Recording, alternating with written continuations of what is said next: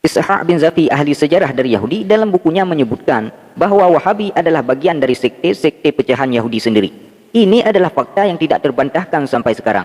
Bahkan Wahabi pura-pura tuli dan tidak bisa membaca ketika mendengar atau melihat tulisan ini. Karena ini memang fakta sejarah yang ditulis langsung oleh sejarawan Yahudi sendiri. Apakah benar Syekh Muhammad bin Abdul Wahab adalah antek orang Inggris dan menjadi salah satu orang yang menghancurkan Daulah Utsmaniyah? Ini semua tuduhan-tuduhan yang tidak benar. Maka kita perlu baca sejarah Syekh Muhammad bin Abdul Wahab rahimahullahu ta'ala. Ya, dia berdakwah dengan murni, dia berdakwah kepada tauhid itu dengan benar. Assalamualaikum warahmatullahi wabarakatuh. Hamdan wa syukran lillah, salatan wa salaman ala Rasulillah wa ala alihi wa ashabihi wa mawalah, amma ba'du. Alhamdulillah, hari ini saya sudah balik dari mudik, walaupun mudik ini dibid'ahkan oleh Albani dan kawan-kawannya. Dalam video kali ini kita akan membedah siapa sebenarnya sekte Wahabi dan dari mana mereka berasal.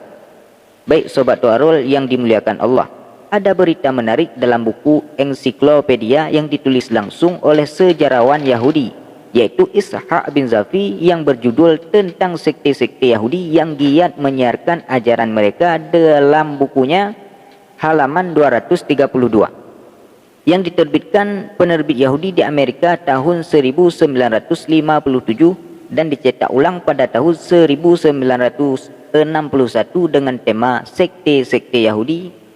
Di sini Ishaq bin Zafi memberikan bukti konkret yang tak terbantahkan.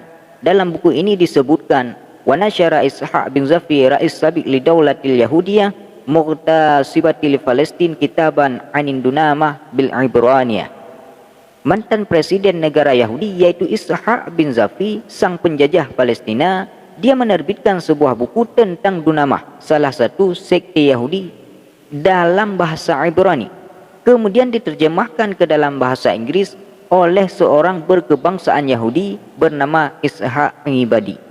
Buku terjemah ini diterbitkan penerbit Yahudi di Amerika tahun 1957 dan dicetak ulang pada tahun 1961. Dia berkata, yaqulu hunaka tawaifu diniyah la tuzalu taktabiru nafsuha juz'an min bani Israel wa qadha hadhihi tawaif. Ishaq bin Zafi berkata, ada beberapa kelompok keagamaan yang senantiasa menganggap diri mereka bagian dari Bani Israel, meski ada perbedaan tradisi dengan bangsa Yahudi yang mainstream. Kelompok-kelompok ini secara terus-menerus mempraktikkan syiar-syiar agama Yahudi. Wa min haula'i ta'ifah samirin. Di antara kelompok-kelompok itu adalah kelompok As-Samirin. Kemudian Ishaq melanjutkan, wa minhum ta'ifatun hammatun ukhra hiya ta'ifatul Wahabiyah wa hiya muslimatun tubahir. Dan di antara mereka kelompok Yahudi adalah sebuah kelompok penting yang lainnya, yaitu kelompok Wahabiyah. Kelompok ini secara lahiriahnya muslim, tapi secara bersembunyi-sembunyi mereka mempraktikkan ritual Yahudi.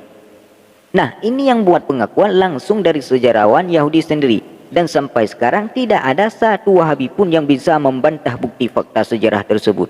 Maka kesimpulan dari Ishaq bin Zafi ini menyatakan secara jelas yang bahwa Wahabi adalah golongan mereka yang pakaian luarnya adalah muslim, namun secara sembunyi-sembunyi mereka masih mempraktikkan ritual-ritual Yahudi.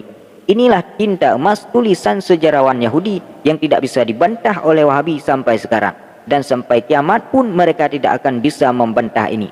Nah, dari sinilah kita paham, makanya wajar akidah Wahabi banyak kesamaannya dengan Yahudi. Wahabi percaya Tuhan di langit, Yahudi juga sedemikian. Wahabi percaya Tuhan berbentuk, maka Yahudi juga sedemikian. Wahabi percaya Tuhan bertangan dan berkaki, Yahudi juga sedemikian. Ya gimana enggak, wong agama Wahabi sendiri fotokopi agamanya Yahudi. Jadi wajar jika orang-orang Wahabi memiliki sifat yang sama dengan satu sektenya bangsa Yahudi, yang suka menghalalkan segala cara meski mereka berdalih dengan dalih sunnah. Mereka suka memfitnah ulama-ulama aswaja, suka mengubah isi kitab kuning karangan ulama-ulama aswaja, dan juga suka menuduh orang lain kafir, syirik, sesat, bid'ah. Bahkan sangat banyak imam-imam ahli sunnah yang mereka kafirkan. Lebih-lebih lagi Imam Asy'ari, mereka tidak segan-segan mengkafirkan Imam Asy'ari. Bahkan Imam Bukhari saja pernah dikafirkan oleh Albani karena mentakwil sifat Allah. Maka berhati-hatilah saudaraku dengan sekte Wahabi ini. Mereka memang dibentuk Yahudi untuk memecah belah umat Islam. Lihatlah bagaimana umat Islam dipecah belah sesudah masuknya Wahabi ke Indonesia ini. Maka berhati-hatilah, jaga anak cucu kita dari ajaran sekte Wahabi sesat menyesatkan ini. Wallahu a'lam bishawab. Assalamualaikum warahmatullahi wabarakatuh.